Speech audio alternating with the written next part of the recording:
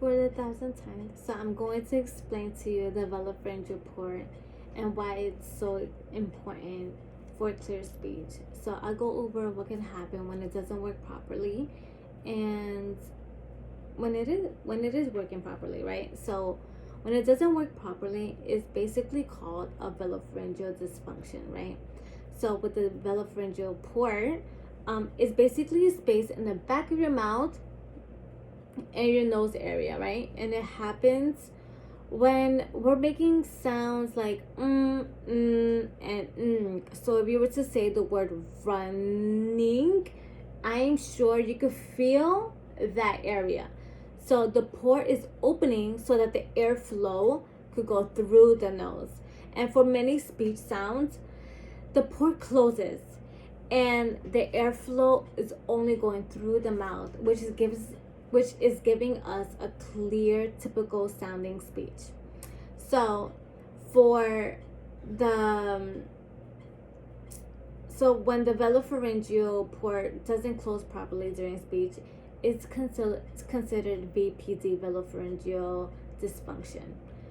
And there's three types. There's insufficiency, there's incompetence, and there's mislearning. So with insufficiency, it happens when there's not enough tissue to close the port. So that usually happens with clients who have a cleft palate or any surgical changes.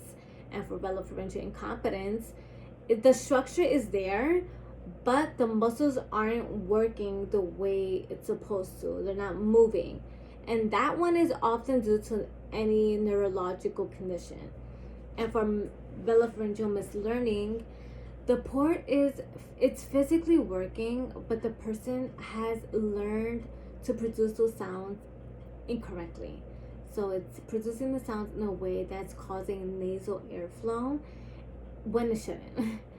So some signs that we might be looking for is hypernasality, hyponasality, and nasal air admission. So with nasal air admission, it just means that there's too much air that's escaping through the nose to making speech sound nasal.